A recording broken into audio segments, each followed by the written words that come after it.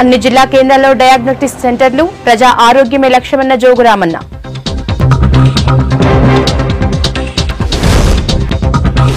నాలుగో విడత హరితహారానికి సర్కార్ ప్లాన్. రాంపల్లిలో నర్సరీ పరిశీలించిన మహేందర్ రెడ్డి.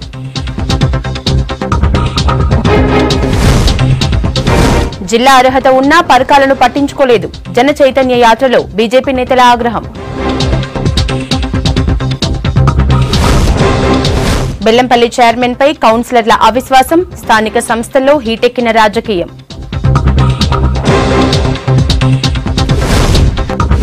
ఫైర్ వర్క్స్ తనిఖీల తీరుపై జనం విమర్శలు. పేలిన గోడౌన్ దగ్గరలోనే భారీగా పేలుడు పదార్థాలు. ఆదిలాబాద్ జిన్నింగ్ గోదాంలో సోదాలు. ₹1 విలువ చేసే గుట్కా స్వాధీనం.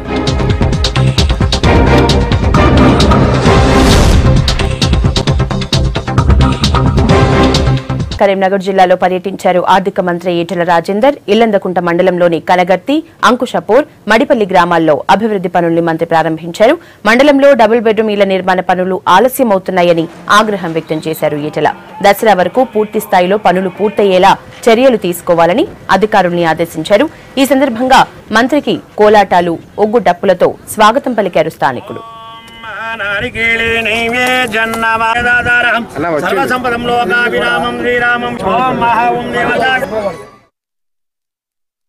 మిషన్ భగీరథ పనులు వేగంగా జరుగుతూ ఉన్నాయి. మిషన్ కాకతీయ పనులు కూడా 90% ఇప్పటికే నిర్వహించుకున్నాం. ఇక్కడ డబుల్ బెడ్రూమ్ల నిర్మాణం కూడా చాలా స్లోగా నడుస్తూ ఉంది. రాబోయేటువంటి 2-3 నెలల కాలంలోనే డబుల్ బెడ్రూమ్ ఇల్లు కూడా గొప్పగా నిర్మించుకొని దసరాకు, దీపావళికి వచ్చాయని చెప్పి భావిస్తాను. ఈ గ్రామాల్లో తిరుగుతున్నప్పుడు అక్కడక్కడ భర్తలు చనిపోయినటువంటి దీనమైన కుటుంబాలు, కొద్దిమందికి పెరాలసిస్ వచ్చి నడవలేని స్థితిలో ఉన్న వాళ్ళకి సదరన్ సర్టిఫికేట్ లేకపోవడం, ఇట్లాంటి వాటి మీద ఆర్డీఓ గారికి ఇప్పుడే చెప్పినాం. మరీ దీనమైన కుటుంబాలకు 35 కిలోల బియ్యం కార్డుని, అదేవిధంగా మందులు కొనుక్కునే స్తోమత లేనటువంటి వాళ్ళకి మందులు కొనిచ్చేటువంటి స్కీమ్, కడుబీదరిక ఉన్నటువంటి వాళ్ళు ఎవరైతే ఉన్నారో అలాంటి వాళ్ళకి పెన్షన్లు రాకుండా ఉన్న వాళ్ళకి కూడా పెన్షన్ లేదని చెప్పుకోండి.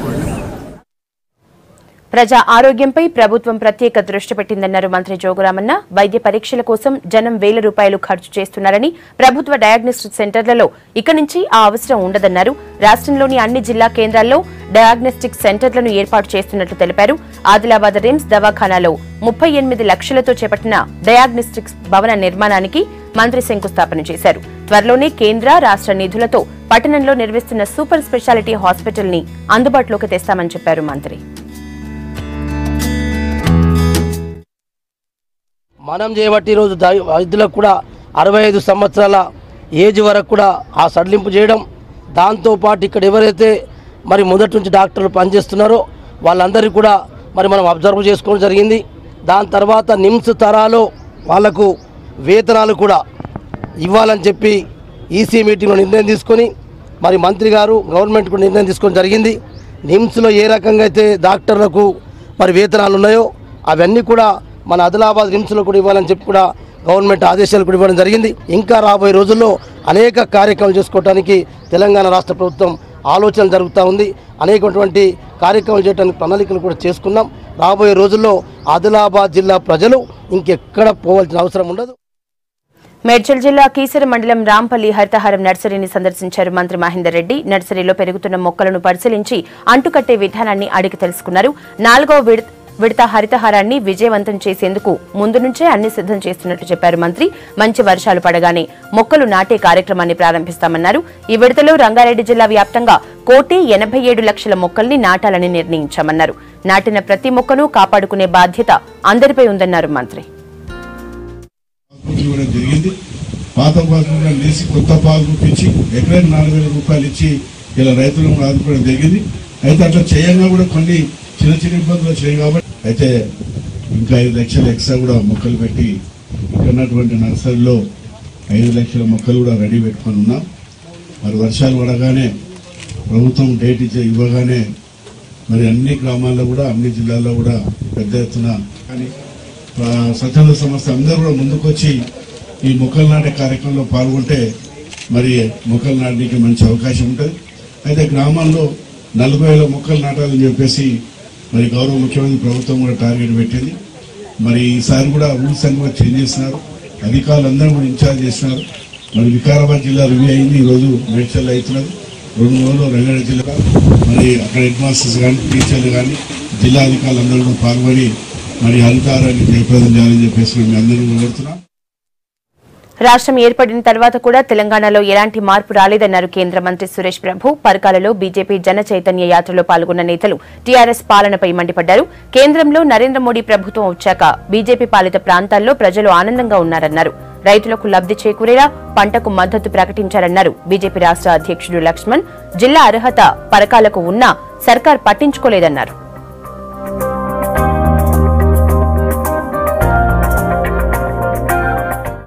राज्य बनाने के लिए हम सब लोगों ने प्रयास किया, राज्य निर्माण हुआ, सरकार बनी, लेकिन ये सरकार भी वैसी है जैसे सरकार दिल्ली में 70 साल कांग्रेस की सरकार थी, उसी तरह से ये भी सरकार हमें आश्वासन देती है, काम नहीं करती है। और आज भी जो हालत हमारे तेलंगाना का राज्य बनने के पहले थी, वही हालत आज भी हमारे तेलंगाना में रहने वाले लोगों की है। सही काम करने के लिए, आम आदमी की समस्या दूर करने के लिए, गरीबी हटाने के लिए, नए रोजगार युवकों के लिए निर्माण करने के लिए हमें चाहिए नरेंद्र मोदी जी के विचार की सरकार तेलंगाना में आनी चाहिए। जिस तरह से आज देश में बदलाव आया, उस तरह से तेलंगाना में भी आना चाहिए। कल कैबिनेट के मीटिंग में एक ऐतिहासिक फैसला नरेंद्र मोदी जी ने किया। हमारे देश में किसान जब खेती करते, मेहनत करते, पूरा परिवार वो खेती करने के लिए लग जाता है, लेकिन जब फसल आती है, बेचने का समय आता है, तो किसान को जितनी लागत की उतना भी पैसा नहीं मिलता।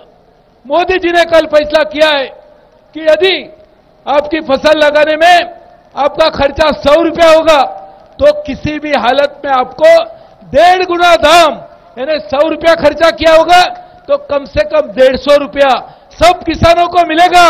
ये देश के इतिहास में पहली बार एक बहुत बड़ा फैसला नरेंद्र मोदी जी ने किया है, और शायद इसलिए किया है कि उनको पता था कि आज वारंगल की जनता भी हमारे से सुनना चाहेगी कि हम भाजपा आपके लिए क्या करना चाहते हैं। आप मुझे संदेशा दीजिए जो मैं प्रधानमंत्री तक पहुंचाऊंगा कि हम सब लोगों ने शपथ लिए कि किसी भी हालत में आने वाले चुनाव में हम सब लोग भाजपा को ही चुनेंगे। ये संदेशा, ये शपथ आप मेरे सामने दीजिए, ये लेके मैं नरेंद्र मोदी को पहुंचाऊंगा, और ये संदेशा ले जाने के लिए आप उसे जाने की ఈ యాత్ర ద్వారా ఏ అంశాలైతే నేను ప్రస్తావిస్తా ఉన్నానో, ఏ ప్రశ్నలైతే సంధిస్తా ఉన్నానో దానికి జవాబు చెప్పకుండా ఇవాళ ఆ ముఖ్యమంత్రి, కొంతమంది తాబేదారులు, టీఆర్ఎస్ నాయకులు, మంత్రులు జన చైతన్య యాత్ర పట్ల ఏ రకమైన విమర్శలు చేస్తున్నారో తెలంగాణ సమాజం గమనిస్తూ ఉన్నది. ఇవాళ పరకాల జిల్లాకు వాస్తవంగా పరకాల ప్రాంతానికి జిల్లా అర్హత ఉన్నప్పటికీ కనీసం రెవెన్యూ డివిజన్ గా కూడా మార్చకుండా ఈ పరకాల ప్రజలు అవమానపరిచిన దాన్ని అంశాన్ని ఈ పరకాల ప్రజలు సహించే ప్రసక్తి లేరని సమయం కోసం, అదును కోసం ఎదురు చూస్తున్నారు. ఈ వేదిక ద్వారా ఈ ప్రభుత్వాన్ని నేను హెచ్చరిస్తా ఉన్నాను. అంతేకాదు కేంద్రం ఇవాళ 100 కోట్ల రూపాయలతో ఈరోజు పూర్తి సబ్సిడీ ఇచ్చి ఒక టెక్స్టైల్ పార్క్ మంజూరు చేస్తే భూమి సేకరణ చేయకుండా, ఈ ప్రక్రియ పూర్తి చేయకుండా మీరు దాన్ని నీరుగార్చే ప్రయత్నం చేస్తే, కుట్రలు చేస్తే మా భారతీయ జనతా పార్టీ మరి గీసుకొండ మండల అధ్యక్షులు వంగాల రవికిరణ్ నిజంగా వారు ఆత్మహత్య చేసుకొని ఈ ప్రభుత్వాన్ని కనువిప్పు కావాలని చెప్పితే నిజంగా ఈ ప్రభుత్వానికి కనీసమైన మమకారం మనసు లేకుండా ఎంత పాశవికంగా వివరించినదో ఇవాళ ఈ వంగాల రవికిరణ్ యొక్క త్యాగం వృధా కానీయబోమని చెప్పి కూడా ఈ వేదిక ద్వారా నేను స్పష్టంగా ఇవాళ హామీ ఇస్తున్నాను. వరంగల్ భద్రకాళి ఫైర్ వర్క్స్ లో పేలుళ్ల ఘటనపై సమగ్రమైన విచారణ జరిపి అందుకు బాధ్యులైన వారిపై చర్యలు తీసుకోవాలని డిమాండ్ చేశారు. తెలంగాణ జనసమితి వ్యవస్థాపక అధ్యక్షులు కోదండరాం ఒక్కొక్క కుటుంబానికి 10 లక్షల ఆర్థిక సహాయం అందజేయాలని డిమాండ్ చేశారు. మృతుల కుటుంబ సభ్యులను పరామర్శించి ధైర్యం చెప్పారు కోదండరాం.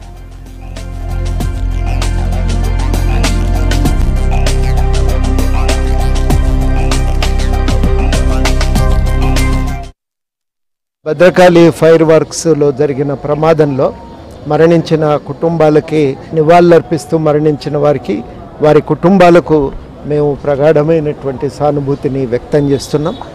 దురదృష్టకరం ఏంటంటే ఇంకా ఇద్దరి ఆచూకీ, రాజేష్ మల్లికార్జున్ అనే ఇద్దరి ఆచూకీ ఇంకా తెలియలేదు.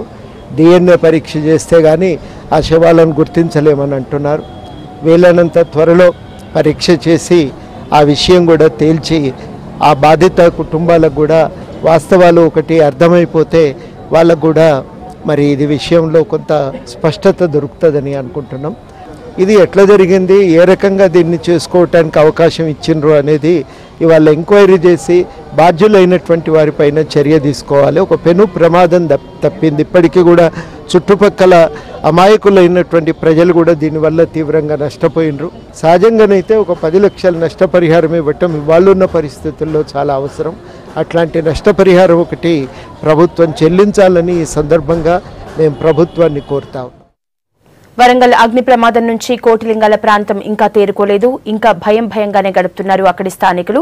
భద్రకాళి ఫైర్ వర్క్స్ కు సరైన పర్మిషన్లు లేకపోయినా నిర్వహిస్తున్నారని మండిపడుతున్నారు. అధికారుల తీరే ఇందుకు కారణమంటున్నారు. లైసెన్స్ రెన్యువల్ చేసుకోకపోయినా అధికారులు ఎలా ఊరుకున్నారంటున్నారు స్థానికులు.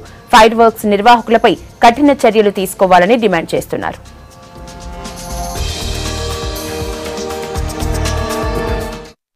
భూకంపం వస్తుంది, నిప్పుల వర్షం కురుస్తుంది అన్నట్టు అనిపించింది. పైకి చూస్తేనేమో నిప్పు రవ్వలు, రౌతులు, రాళ్లు వస్తున్నాయి. కింద చూస్తేనే భూమి గజగజ వణుకుతాంది. మా డోర్లు అన్ని కూడా ఇట్లా నెట్టి ఎవరో వచ్చి కొడిటి తీయి అని నెట్టినట్టుగా మా డోర్లన్నీ ఓపెన్ అయిపోయినాయి. రేకులన్నీ పలిగిపోయినా మేము ఆ సౌండ్ కి మేము భయపడి బయటకు వచ్చేసి ఆడవాళ్ళం అందరము ఒక దగ్గరకు అయ్యి ఒకరికొకరు పట్టుకొని ఏడుస్తున్నాము. మనకేమైపోతుందో, మన భర్తలు లేరు అని చెప్పేసి మేము అట్లా ఏడుస్తున్నాం. కానీ ఈ బాంబులు అనేది తర్వాత మేము తేరుకున్నాక మాకు అప్పుడు అర్థమైంది. మేమనుకున్నామంటే నార్మల్ గా బాంబులే, మామూలుగా పండగ సందర్భాల్లో పేల్చుకునే బాంబులే అనుకున్నాం. కానీ ఆ పేలిన సిచ్యువేషన్ చూస్తే అవి కావనిపిస్తుంది మాకు. అది లోపల ఏదో సీక్రెట్ గా జరుగుతుంది.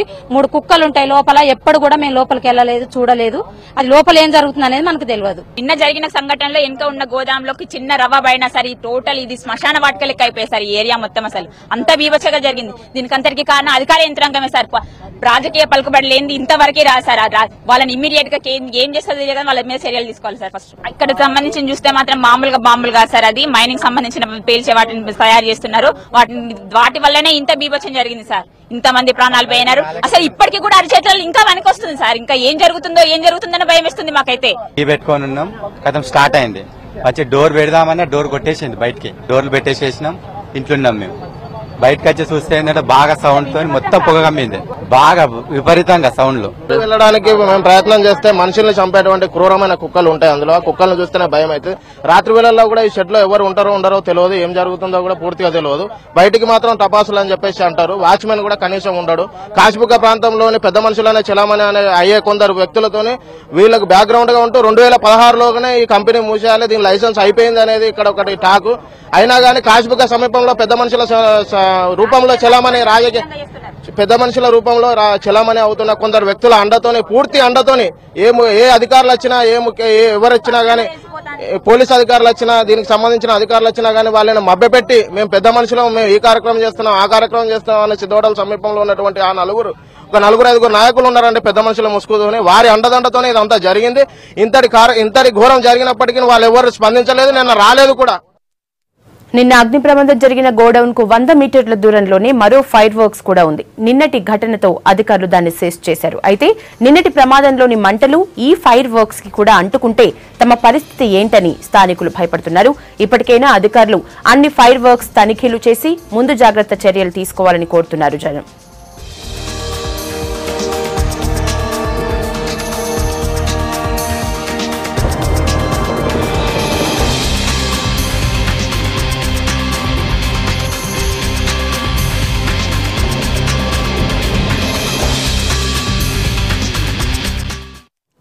జైలు అధికారుల మీద ఫైర్ అయ్యారు వీరసం నేత వరవరరావు. ఖైదీల పట్ల జైలు అధికారులు చట్టబద్దంగా వ్యవహరించాలని, లేకపోతే జైళ్ల ముందు ఆందోళనలు చేస్తామన్నారు.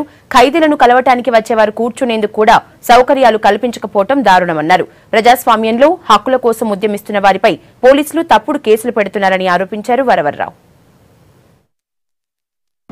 జైలు సూపరింటెండెంట్ దుర్మార్గంగా వ్యవహరించడానికి తీవ్రంగా ఖండిస్తున్నాం. వెంటనే వాళ్లను రాజకీయ ఖైదీల యొక్క బ్యారక్ కనుక మార్చకపోతే జైలు ముందరనే పోరాటం చేయాల్సిన పరిస్థితి కల్పించిన వాడు అవుతాడు.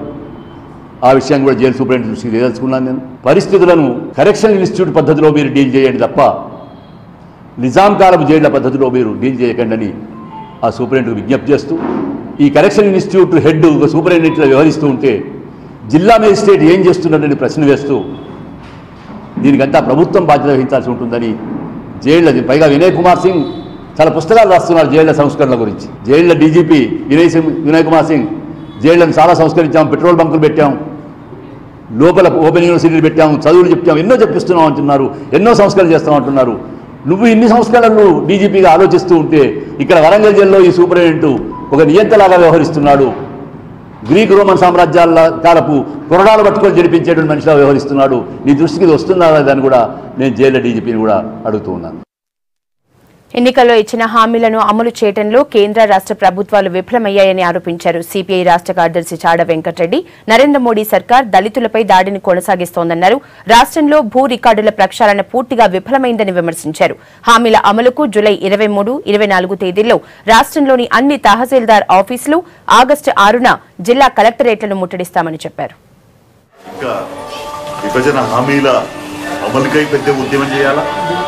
అందుకనే మేము ఇప్పుడు ఆలోచన చేస్తుంది ఏంటంటే ఆంధ్రప్రదేశ్ పునరుద్ధరణ చట్టంలో పేర్కొన్న హామీలు బయ్యారం ఉక్కు ఫ్యాక్టరీ అప్పుడు తెలంగాణ కన్నా అది పెండింగ్ అయిపోయింది. హైకోర్టు విభజన కాలేదు.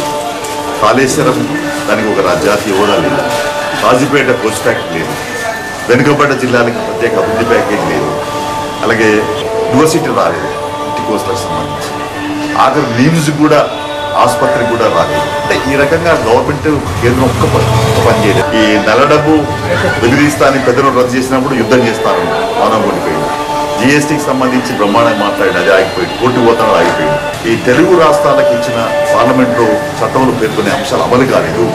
దానికే రేపు మేము తెలంగాణ ఉద్యమకారులందరినీ కూడా సమావేశపరుస్తాం.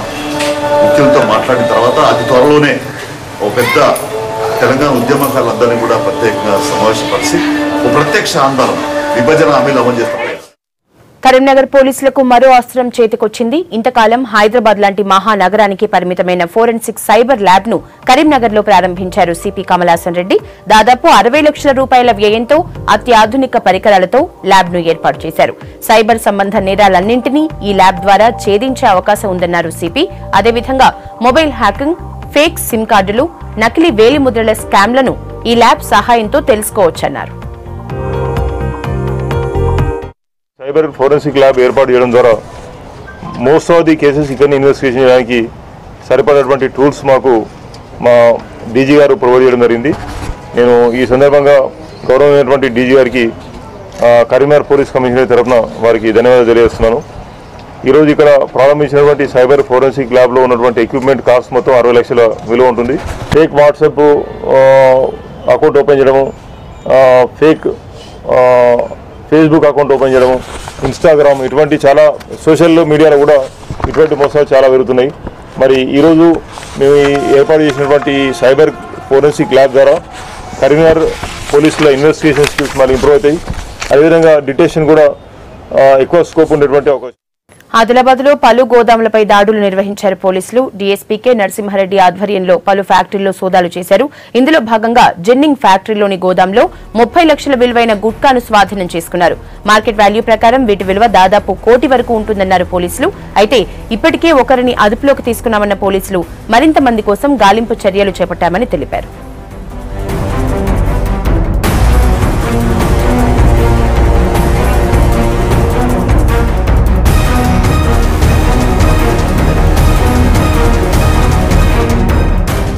కేంద్ర ప్రభుత్వం వరికి మద్దతు ధర ప్రకటించిన తీరును రాష్ట్ర ప్రజల్ని నిరాశపరిచిందన్నారు రాష్ట్ర రైతు సమన్వయ సమితి అధ్యక్షులు గుత్తా సుఖేందర్ రెడ్డి.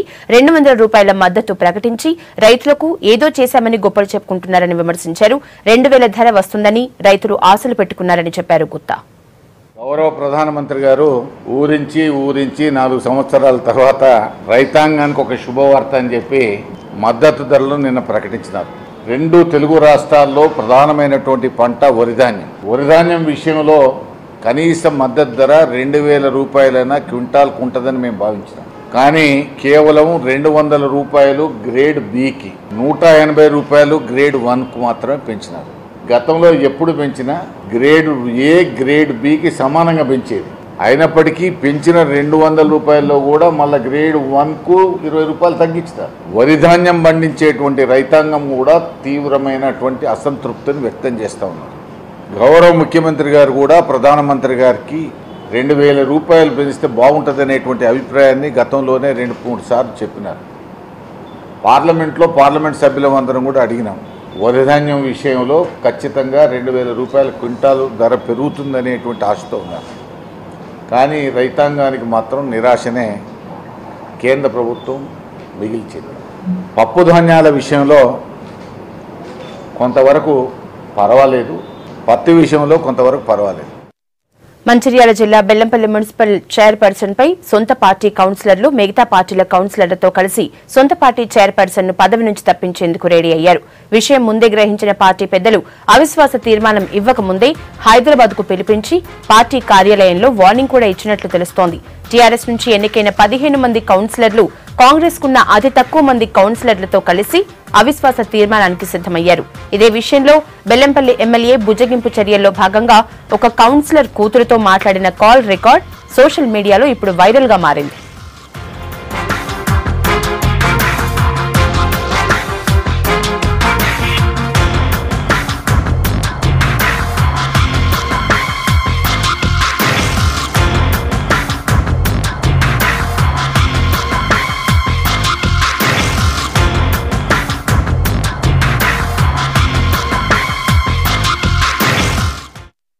ఉమ్మడి నల్గొండ జిల్లాలోని అన్ని మున్సిపాలిటీల్లో రాజకీయాలు వేడెక్కాయి. భువనగిరి మున్సిపాలిటీలో మొదలైన అసమ్మతి సూర్యాపేట, కోదాడ, దేవరకొండ, హుజూర్ నగర్ లోనూ చైర్మన్ సీటుకు ఎసరు పెట్టాయి. మొన్నటి వరకు ప్రశాంతంగా ఉన్న మున్సిపాలిటీలు ఇప్పుడు అధికార ప్రతిపక్ష పార్టీల మధ్య వర్గపోరుకు దారితీసింది. మున్సిపల్ చైర్మన్లపై అవిశ్వాసం పెట్టేందుకు అవసరమైన 4 ఏళ్ల పాలన గడువు ముగిసింది. ఇన్నాళ్లు సమయం కోసం ఎదురు చూసిన అసమ్మతి కౌన్సిలర్లు ఇదే అదునుగా క్యాంపు రాజకీయాల వైపు అడుగులు వేస్తున్నారు. ఉమ్మడి నల్లగొండ జిల్లాలోని 5 మున్సిపాలిటీల్లో చైర్మన్ సీటు కోసం అసమ్మతి వర్గాలు ప్రయత్నాలు చేస్తున్నాయి. భువనగిరి, సూర్యాపేట, కోదాడ, హుజూర్ నగర్, దేవరకొండ మున్సిపాలిటీల్లో అధికార పార్టీ అసమ్మతి కౌన్సిలర్లు ప్రత్యేకంగా సమావేశాలు ఏర్పాటు చేస్తున్నారు. జిల్లాలో బీజేపీ దక్కించుకున్న ఏకైక మున్సిపాలిటీ భువనగిరి. మున్సిపల్ చైర్మన్ గా ఎన్నికైన సుర్వి లావణ్య కొన్ని రోజులకు టీఆర్ఎస్ లో చేరారు. ఆర్ఎస్ఎస్ తో సంబంధాలున్న ఈమె ఇటీవల తిరిగి బీజేపీలో చేరారు. దీంతో అధికార పార్టీ కౌన్సిలర్లు ఆమెపై సీరియస్ గా ఉన్నారు. 24 మంది కౌన్సిలర్ల సంతకాలతో అవిశ్వాస తీర్మానాన్ని కలెక్టర్ కు ఇచ్చారు. త్వరలోనే ప్రత్యేక సమావేశం ఏర్పాటు చేసి అవిశ్వాసంపై చర్చించనుంది భువనగిరి మున్సిపాలిటీ. ప్రజలపై విశ్వాసం కోల్పోయింది. మా కౌన్సిలర్ తోటి కూడా విశ్వాసం కోల్పోయి ఎటువంటి అభివృద్ధి కార్యక్రమాలను కూడా ఒంటరి పోకపోవడం వల్ల మేము అందరం కలిసి అన్ని పార్టీలను కలిసి అవిశ్వాస తీర్మానం నోటీస్. అంటే ముందు టీఆర్ఎస్ పార్టీలో ఉన్నారు కదా మీ చైర్పర్సన్. టీఆర్ఎస్ పార్టీలో ఉన్నా కూడా అభివృద్ధిలో ఇటు సహకరించకపోవడం వల్ల మేము కూడా వ్యతిరేకతగా ఉండి అందరం కలిసి చేయడం జరిగింది. సూర్యాపేట మున్సిపాలిటీలో అధికార పార్టీకి 22 మంది సభ్యులున్నారు. వీరిలో ఉపాధ్యక్షురాలితో కలిసి 12 మంది కౌన్సిలర్లు అసమ్మతి వర్గంగా తయారయ్యారు. నిధుల కేటాయింపులో తమకు అన్యాయం జరుగుతోందని చెబుతూ గత బడ్జెట్ సమావేశాలకు డుమ్మా కొట్టారు. తర్వాత మంత్రి జగదీష్ రెడ్డి ఇరు వర్గాలను హైదరాబాద్ కు పిలిపించి సర్దుకుపోవాలని సూచించారు. కౌన్సిల్ సమావేశం ఎజెండాను అధికార పార్టీ సభ్యుల సమక్షంలో చర్చించాలని చెప్పారు. మంత్రి సూచనలను పట్టించుకోలేదని మున్సిపల్ చైర్పర్సన్ పై అవిశ్వాస తీర్మానాన్ని ప్రవేశపెట్టేందుకు కలెక్టర్ కు నోటీస్ ఇచ్చింది అసమ్మతి వర్గం.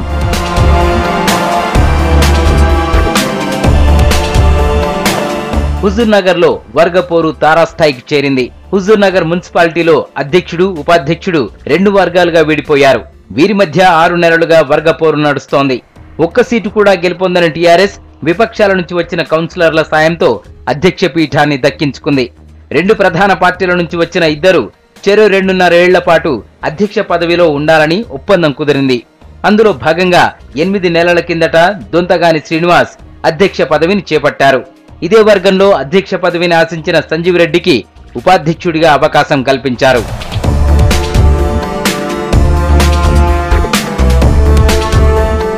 హుజూర్ నగర్ మున్సిపల్ చైర్మన్ గా పదవి బాధ్యతలు చేపట్టిన శ్రీనివాస్ వ్యవహారం వివాదాస్పదంగా మారింది. సొంతంగా వెంచర్లు వేయడం, అభివృద్ధి పనులు జరిగిన చోటే మరోసారి నిధులు కేటాయించడం విమర్శలకు దారితీసింది. విషయాన్ని సంజీవరెడ్డి వర్గీయులు మున్సిపల్ మంత్రి కేటీఆర్ దృష్టికి తీసుకెళ్లారు.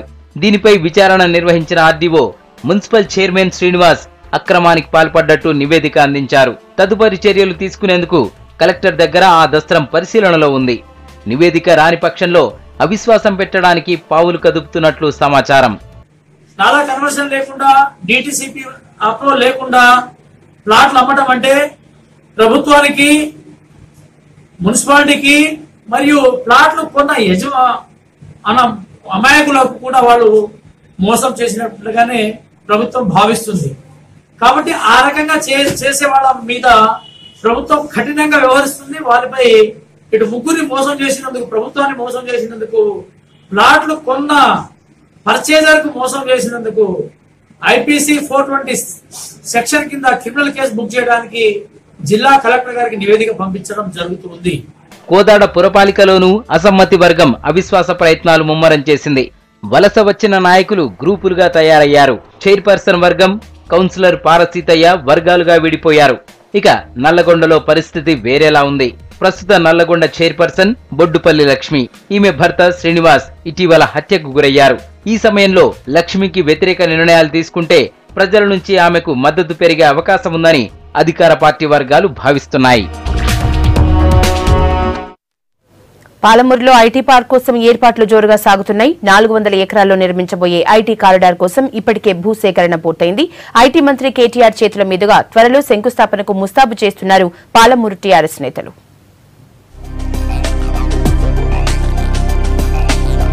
పాలమూరు జిల్లాలో చదువుకున్న యువకులు చాలా మంది ఉపాధి లేక విదేశాలకు వలస వెళ్తున్నారు. స్థానికంగా ఐటీ కంపెనీలు లేకపోవడంతో ఉన్నత విద్య చదివినా ప్రయోజనం లేకుండా పోయింది.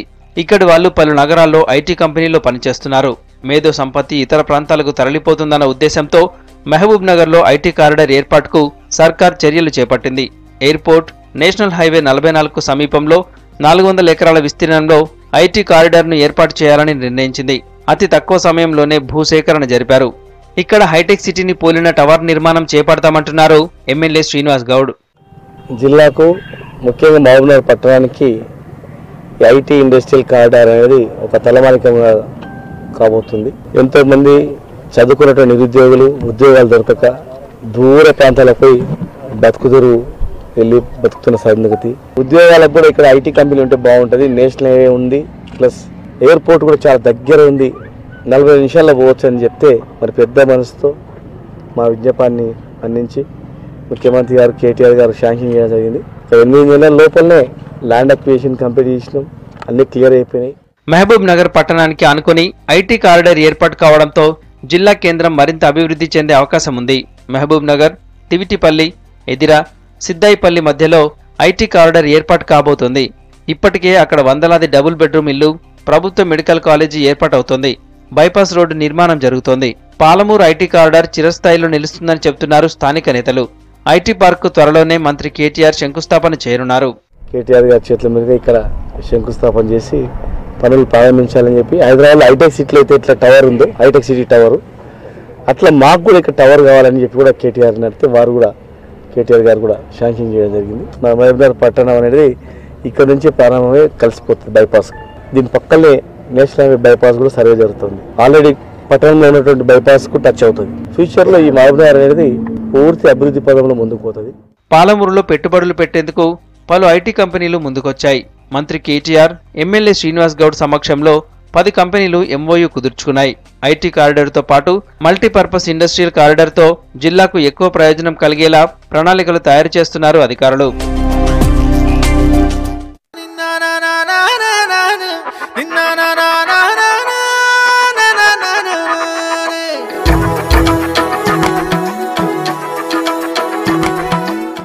పచ్చని వాతావరణం, పిల్లలు ఆడుకునేందుకు గ్రౌండ్, కలకల్లాడుతున్న తరగతి గదులు, ఇదన్నీ ఇప్పుడు శాంపేట ప్రభుత్వ పాఠశాల పనితీరు. ఒకప్పుడు మూతపడే స్థితి నుంచి ఇప్పుడు తరగతి గదుల్లో విద్యార్థుల సంఖ్య పెరిగి కలకల్లాడుతున్న స్థితికి చేరుకుంది. దానికి ఉపాధ్యాయుల సమిష్టి కృషి, ఇక్కడ గ్రామస్తులు, తల్లిదండ్రుల సహకారం, ఇదంతా ఈ పాఠశాలను గెలిపించింది. శాంపేట ప్రభుత్వ పాఠశాల ప్రగతిపై ఈరోజు స్పెషల్ రిపోర్ట్. విశాలవంతమైన క్రీడా మైదానం, అధునాతన విద్యా బోధన, డిజిటల్ కోర్సులు, సౌకర్యవంతమైన తరగతి గదులు, 100% ఉత్తీర్ణత. ఇన్ని ఫెసిలిటీస్ ఉన్నాయంటే ఇదేదో కార్పొరేట్ స్కూల్ అనుకుంటే పొరపాటే. ఇది వరంగల్లోని షాయంపేట గవర్నమెంట్ బడి. అంకిత భావంతో పనిచేసే టీచర్లు, అధికారుల ప్రోత్సాహం, దాతల చేయుతతో అద్భుత ఫలితాలు సాధిస్తూ ఆదర్శంగా నిలుస్తోంది. ఒకప్పుడు ప్రైమరీ, హై స్కూల్లో కలిపి 200 మంది ఉంటే ఇప్పుడు 450 మంది విద్యార్థులు చదువుతున్నారు.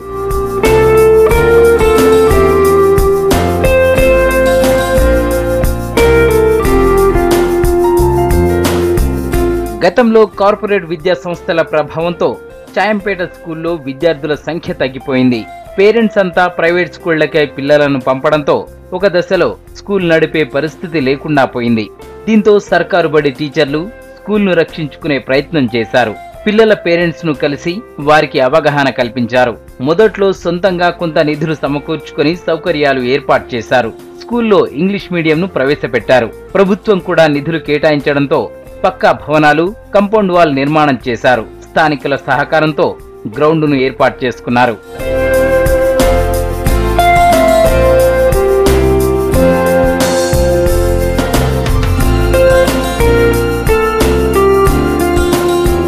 చాయంపేట స్కూల్ దగ్గరలో చెత్త ఏరుకొని జీవించేవాళ్లు, కోతులు ఆడించేవాళ్లు ఎక్కువగా ఉంటారు.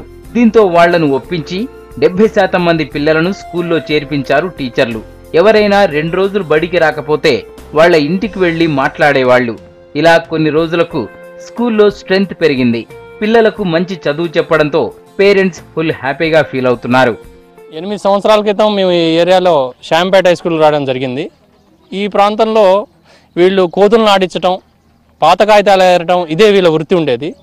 ఆ తర్వాత మేము వచ్చి మోటివేషన్ చేసినప్పుడు ఎక్కువగా ఎటువంటి మార్పు రాలేదు. ఎందుకంటే వీళ్ళ భాష వేరు, వీళ్ళు నక్కల జాతికి చెందినటువంటి వాళ్ళు, వీళ్ళు కోతులను ఆడిస్తారు. మైగ్రేటెడ్ కుటుంబాలు, ఎప్పుడు ఎక్కడ ఉంటారో తెలియదు. అటువంటి పిల్లల్ని మేము బాగా మోటివేషన్ చేసి తీసుకొచ్చిన తర్వాత ఫస్ట్ బ్యాచ్లో ఒక 30 మంది పిల్లలు చేరారు. అందులో ఒక 5 మాత్రమే చదవగలిగారు. ఎందుకంటే వాళ్ళకి మా భాష అర్థమయ్యేది కాదు, మేము చెప్పేది వాళ్ళు అర్థం చేసుకునేటువంటి పరిస్థితిలో లేరు వాళ్ళు. తర్వాత మెల్లగా ఇప్పుడు వచ్చినటువంటి మార్పుల వల్ల ఇప్పుడు ఈ ప్రాంతం నుంచి మాకు ఒక 70-80 మంది పిల్లలు ఈ కోతులు అంటే ఈ నక్కల జాతికి చెందినటువంటి వాళ్ళు మా పాఠశాలకు వస్తున్నారు. వీళ్ళల్లో చాలా మార్పు వచ్చింది. పూసలు అమ్ముకొని, దండలు అమ్ముకొని, పారలు అమ్ముకొని బతికేది. ఇప్పుడు మా తాతలు ముత్తాతల నుంచి అందరు చచ్చిపోయారు. మేము ఊరు అనుకుని ఊళ్ళో వచ్చి ఒక్కడ సిబ్బం పట్టిలో గుడిసెలు వేసుకొని పొరగాళ్ళకు బళ్ళు పంపుకొని మేము ఈ పని చేసుకుంటున్నాం సార్. మాకు చదువు రాక ఈ పని చేసుకుంటున్నాం. మా పరిస్థితి మా పొరగాళ్ళు రావద్దు, కొద్దిగా మంచి బతకాలని పొరగాళ్ళు కూడా బళ్ళ పంపుతున్నాం సార్.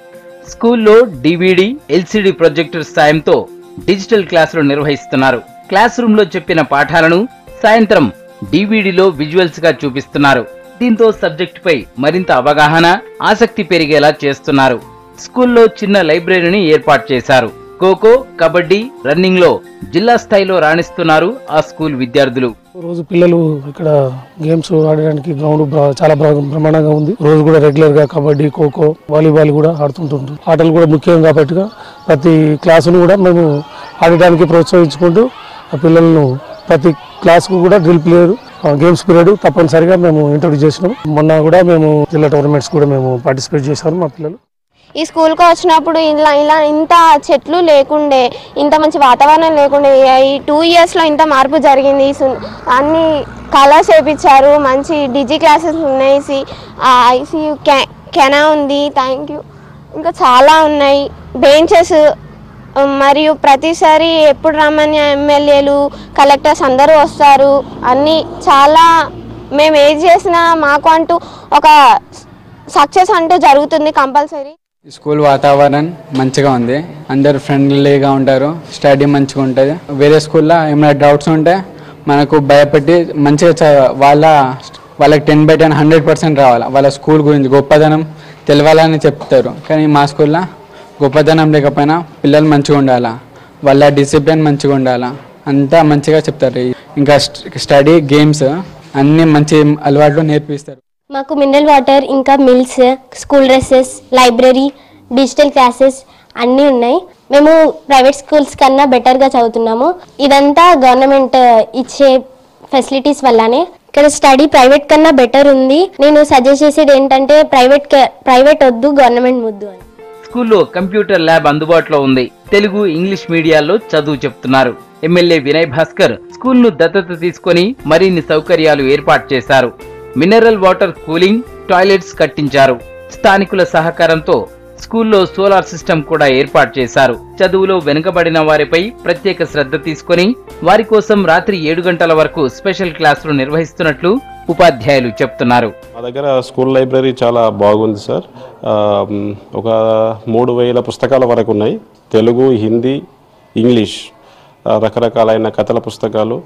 ఈ పుస్తకాలతోని ప్రతిరోజు పిల్లలకి మేము 4 to 5 ఎవ్రీడే 4 to 5 పిల్లలందరినీ కూడా వరండాలో కూర్చోబెట్టి తలా ఒక పుస్తకం ఇచ్చి ఆ పుస్తకం చదివి దాని మీద వానికి ఏమర్థమైందో పిల్లవాడి యొక్క భాషలో రాయమని చెప్పి ఆ విధంగా మేము పిల్లలు ఎంకరేజ్ చేస్తున్నాం. చాలా చక్కగా డిసిప్లిన్తో క్రమశిక్షణతో మెలుగుతారు. తర్వాత ఇక్కడ మంచి ప్రయోగశాలను నేను ఏర్పాటు చేయడం జరిగింది. అంటే అందరి సహకారంతో. దాదాపు నేను 2009లో ఈ పాఠశాలకు రావడం జరిగింది. అప్పుడు చాలా తక్కువ పరికరాలు ఉండేది. తర్వాత క్రమక్రమంగా ల్యాబ్ని ఏర్పాటు చేయడం జరిగింది. ఈ ప్రయోగాల ద్వారా విద్యార్థులు ఆసక్తితోని వినడం జరుగుతుంది. మంచి ఫలితాలు కూడా సాధిస్తున్నాం. మేము తక్కువ స్ట్రెంత్ ఉండేది. 2009 నుండి ఇంగ్లీష్ మీడియం ఎప్పుడైతే స్టార్ట్ చేశామో అప్పటి నుండి క్రమక్రమంగా పాఠశాలలో స్ట్రెంత్ అనేది ఇంక్రీజ్ అవుతూ వచ్చింది. సోషల్ నాలెడ్జ్ గురించి కూడా మేము ఫీల్డ్ ట్రిప్స్ అవన్నీ కూడా బ్యాంక్స్, తర్వాత అగ్రికల్చర్ ఫీల్డ్, వీటన్నిటి కూడా ఫీల్డ్ ట్రిప్స్ తీసుకెళ్ళి సోషల్లో వాళ్ళకు అవగాహన కల్పించడానికి యాక్చువల్ టీచింగ్ కంటే బయటకు తీసుకెళ్ళి ఫీల్డ్ ట్రిప్ చేయడం వల్ల వాళ్ళ నాలెడ్జ్ అనేది ఇంకా బాగా ఇంక్రీజ్ అవుతూ ఉండేది. తద్వారా సోషల్లో గత 3 సంవత్సరాల నుంచి కూడా 100% రిజల్ట్ వస్తున్నది. సన్న బియ్యం ఇస్తున్నారు. చాలా మంది పిల్లలు పేదవాళ్ళు చాలా చక్కగా వచ్చి చదువుతో పాటు వాళ్ళ భోజనం కూడా తృప్తిగా తింటున్నారు. క్రమంగా రావడం కానీ పిల్లలు వాళ్ళ టాయిలెట్స్, కూల్ వాటర్, స్కూల్లో ప్రైవేట్ స్కూళ్ళకు బీటుగా మన స్కూల్లో అన్ని ఫెసిలిటీస్ ఇస్తుంది గవర్నమెంట్. చాలా స్వీపర్ని ఇచ్చారు, అన్ని ఇస్తున్నారు, చాలా చక్కగా జరుగుతున్నాయి. ఆ పిల్లలు కూడా ఎంతోమంది పేద పిల్లలు ఒక పూట భోజనం దొరకని వాళ్ళు కూడా వచ్చి తృప్తిగా భోజనం చేసి వాళ్ళు సంతోషంగా తిరిగి వెళ్తున్నారు. ప్రజల సహకారంతోనే పాఠశాల మోడల్ స్కూల్గా అభివృద్ధి చెందిందన్నారు ఎమ్మెల్యే వినయ్ భాస్కర్. కేరళ తరహాలో కిచెన్ గార్డెన్ కోసం స్కూల్ పక్కన ఉన్న 3 ఎకరాల ప్రభుత్వ భూమిని స్కూల్కు కేటాయించాలని కలెక్టర్ను కోరారు. భవిష్యత్తులోనూ స్కూల్కు అవసరమైన నిధులు కేటాయిస్తానని హామీ ఇచ్చారు. అనేక నిధులు వెచ్చించి ఈరోజు ఈ పాఠశాలను పేద పిల్లలకు అనువైనటువంటి పాఠశాలగా తీర్చిదిద్దే ప్రయత్నం చేసినాం. దాంట్లో కొంత విజయం సాధించిన ఒక సంతృప్తి మిగిలిందని కూడా ఈ సందర్భంగా తెలియజేసుకుంటున్నాం. ఈరోజు మీకు ఎన్నైనా నిధులు ఇవ్వచ్చు, ఏ కార్యక్రమానికి నిధులు ఇవ్వచ్చు, కానీ ప్రజల భాగస్వామ్యం లేనిది మాత్రము ఆ కార్యక్రమం విజయవంతం కాదు, ఆ నిధులకు కూడా అర్థం ఉండదని నిరూపించే కార్యక్రమే ఈ శాంపేట్ పాఠశాల అని కూడా సందర్భంగా తెలుస్తుంది. ఇంకా మీకు కావాల్సినటువంటి ఎన్ని నిధులైనా ఈ పాఠశాల అభివృద్ధి కోసం ఖచ్చితంగా వెచ్చిస్తామని కూడా ఈ సందర్భంగా తెలియజేసుకుంటూ స్కూల్లో చదువు చెప్పడంతోనే కాదు విద్యార్థుల కష్టాల్లోనూ పాలు పంచుకుంటున్నారు టీచర్లు. కుటుంబ సమస్యలతో ఇబ్బందులు ఎదుర్కొంటున్న వారికి చేయూతనిచ్చి చదువును కొనసాగేలా చేస్తున్నారు. సార్ చాలా ఫ్రెండ్లీగా ఉంటారు. ఏదైనా మాకు ప్రాబ్లమ్స్ వచ్చినా కానీ సార్కి చెప్పుకోగలుగుతాము. గైడ్లో ఉన్నట్టు మేము గైడ్స్ అసలు యూజ్ చేయము, ఏదైనా మేము ఓన్గానే రాసుకుంటాము. ఇంకా సార్ కూడా మాకు ఏదైనా ప్రాబ్లమ్స్ వస్తే టాబ్లెట్స్ ఇస్తారు. చాలా డిసిప్లిన్గా ఉంది. మాకు పీటీ సార్ కూడా ఉన్నారు. ఇంకా ప్రేయర్స్కి వెళ్ళొచ్చినాక చాలా డిసిప్లిన్గా వెళ్తాము. ఇంకా మిల్స్కి వెళ్ళేటప్పుడు కూడా డిసిప్లిన్గా వెళ్ళి వస్తాం. ఈ స్కూల్ని చూస్తుంటే అసలు స్కూల్ అనిపిస్తుంది నాకు. అసలుకి ఇంట్లో ఎన్ని గొడవలు వచ్చినా ఇంటి దగ్గర ఏడ్చి ఈ స్కూల్కి వస్తే సార్ వాళ్ళు మమ్మల్ని ఎంతో సంతోషంగా చూసేది. ఎన్ని కష్టాలు వచ్చినా సరే మంచిగా పైకి ఎదగాలని మాకు ఉండేది. మళ్ళీ సార్ వాళ్ళతోటి కూడా ఎంత ఫ్రెండ్లీగా ఉండేది. వాళ్ళు మా మీద లవ్ ఎఫెక్షన్స్ అన్నీ చూపెట్టేది మంచిగా. నా గోల్ సాఫ్ట్వేర్ ఇంజనీర్ సార్. చెల్లి నేను ఎంత అంటే పోటీపడి నేనే క్లాస్లో చాలా మంది ఫ్రెండ్స్ తోటి చాలా పోటీపడి చదివేది. ఎన్ని కష్టాలు వచ్చినా సరే వాటిని ఎదుర్కోవాలి, మనం ఏడవద్దు అది అని సార్ వాళ్ళు చెప్పేవాళ్ళు. చదువులో ఆటల్లో ఫస్ట్ ప్లేస్లో ఉంటున్న సాయంపేట ప్రభుత్వ స్కూల్ మిగతా పాఠశాలలకు ఆదర్శంగా నిలుస్తోంది. పాఠాలు చెప్పడానికే పరిమితం కాలేదు ఇక్కడి ఉపాధ్యాయులు. తమకెందుకో అనుకోలేదు ఇక్కడి తల్లిదండ్రులు. వారి సమిష్టి ఫలితమే ఈ స్కూల్ సక్సెస్ కారణమైంది. ఇక్కడ పిల్లలను తమ పిల్లలుగానే భావించారు. ఈ బడిని దేవాలయంగా మార్చారు. అందుకే ఎంతో మంది విద్యార్థులు ఇక్కడ ఉన్నత స్థితికి చేరుకుంటున్నారు. మూతపడుతున్న సర్కార్ పాఠశాలలకు ఈ షాయంపేట ప్రభుత్వ పాఠశాల ఆదర్శంగా నిలుస్తుంది. ఈ పాఠశాలను చూసి మరిన్ని ప్రభుత్వ పాఠశాలలు కూడా మంచి భావి భారత పౌరులను తీర్చిదిద్దేందుకు కృషి చేయాలని మనము కోరుకుందాం. కెమెరామెన్ క్రాంతి కుమార్తో కృష్ణమోహన్, V6 న్యూస్, వరంగల్.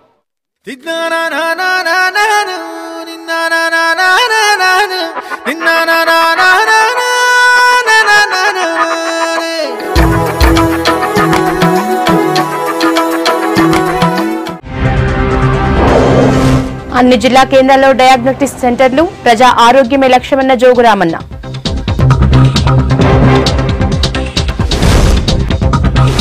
నాలుగో విడత హరితహారానికి సర్కార్ ప్లాన్, రాంపల్లిలో నర్సరీ పరిశీలించిన మహేందర్ రెడ్డి.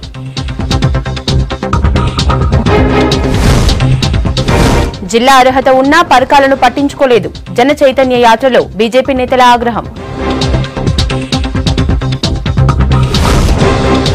బెల్లంపల్లి చైర్మన్ పై కౌన్సిలర్ల అవిశ్వాసం, స్థానిక సంస్థల్లో హీటెక్కిన రాజకీయం.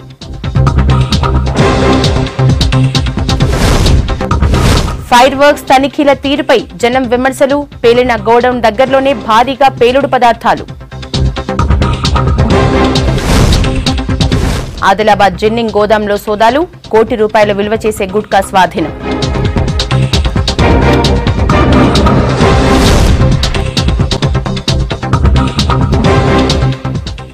ఇవి Telangana updates. Stay tune to V6 news as it is.